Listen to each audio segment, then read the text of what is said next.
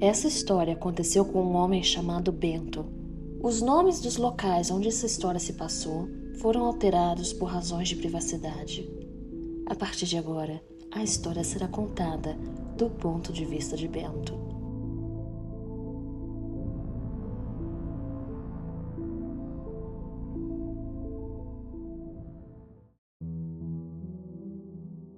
Meu nome é Bento, e até pouco tempo eu achava que minha vida não tinha espaço para grandes emoções. Sou um homem simples, acostumado com o cheiro de farinha e fermento. Por isso, quando ouvi falar da nova padaria na cidade, enxerguei ali uma boa oportunidade. Forno e Companhia prometia ser um empreendimento de sucesso, com equipamentos modernos e um salão espaçoso. O dono, um jovem simpático chamado Marcos, parecia determinado a transformar o local em referência na região. Na primeira semana, tudo correu bem. O trabalho era puxado, mas nada que eu não pudesse manejar. A padaria tinha um ambiente limpo, com um balcão impecável e prateleiras sempre cheias de pães frescos. No entanto, algumas coisas me chamaram a atenção. O forno industrial, novinho em folha, tinha uma estranha mancha escura na base, que nenhum produto conseguia remover.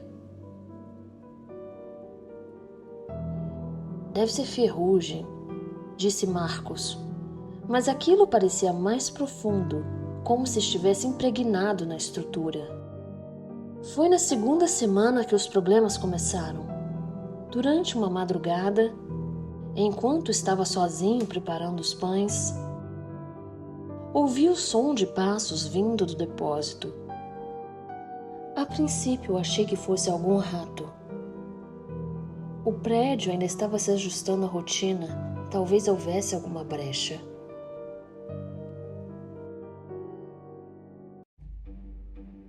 Peguei uma vassoura e fui conferir, mas o depósito estava vazio.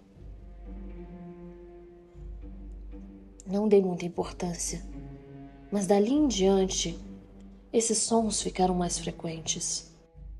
Passos, vozes baixas, como se alguém murmurasse no canto do salão.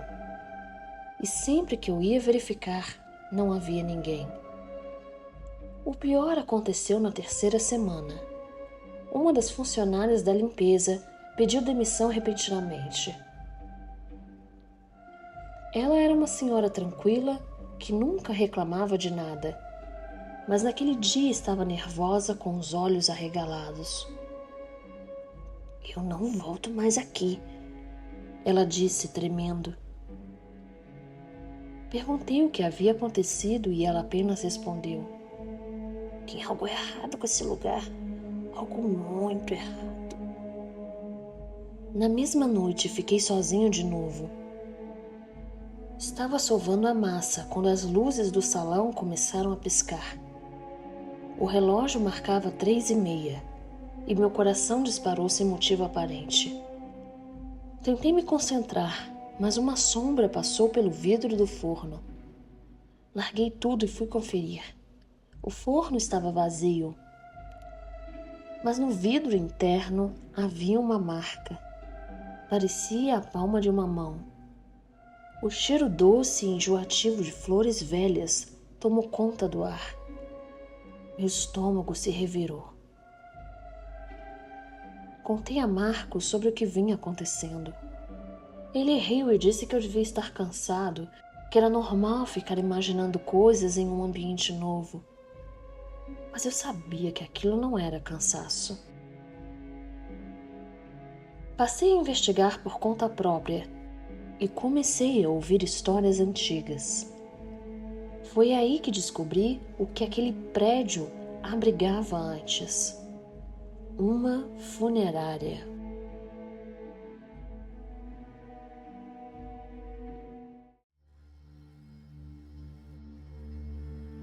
A funerária Boa Partida fechou suas portas há cerca de 10 anos. Os antigos donos enfrentaram inúmeros processos por negligência, Corpos eram preparados às pressas, trocavam caixões mais caros por mais baratos, e até surgiram boatos de que alguns restos mortais foram extraviados ou descartados de forma indevida. Mas não era só isso. Quando comecei a perguntar aos mais velhos da cidade, descobri detalhes que me deixaram arrepiado. Diziam que nas noites mais silenciosas, quem morava nas redondezas ouvia gemidos vindo da funerária, não de pessoas vivas, mas sons baixos e arrastados, como se alguém estivesse tentando chamar por socorro, abafado pela madeira dos caixões. Um vizinho me contou que certa vez viu uma movimentação estranha no pátio dos fundos. Funcionários carregavam algo embrulhado em lençóis de madrugada e jogaram em uma vala que foi rapidamente coberta. Na época, a polícia chegou a investigar, mas nada foi provado. Um detalhe que me marcou foi sobre um caixão que ninguém queria. Ele havia sido devolvido pela família de um falecido que notou manchas escuras e um cheiro estranho vindo da madeira, como se estivesse apodrecendo antes mesmo de ser usado.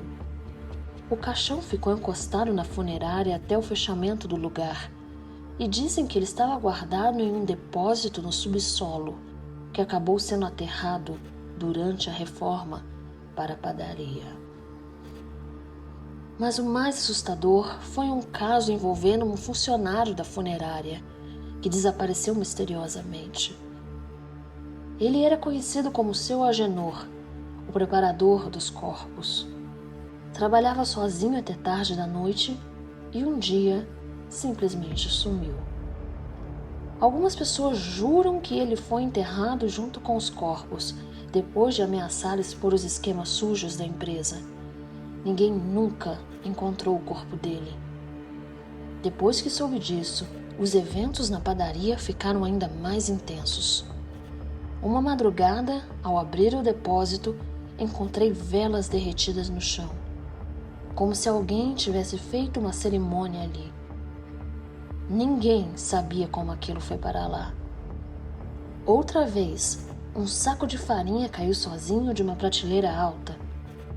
E enquanto limpava o pó branco do chão, juro que ouvi um suspiro vindo do canto do depósito. A gota d'água foi na véspera de Natal. O movimento na padaria estava frenético e eu mal tinha tempo para respirar. Durante a limpeza, vi algo que jamais vou esquecer. Um dos fornos, que estava desligado, começou a se acender sozinho. A luz da chama oscilava e dentro dele, por um instante, vi o contorno de um rosto pálido, de olhos fundos e boca aberta em um grito que não fez som.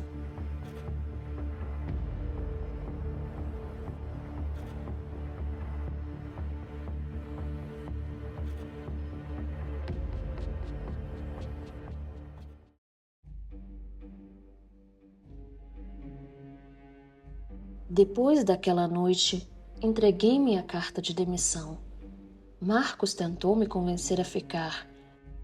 Disse que iria chamar um padre para benzer o local, mas nada me faria voltar para aquele lugar.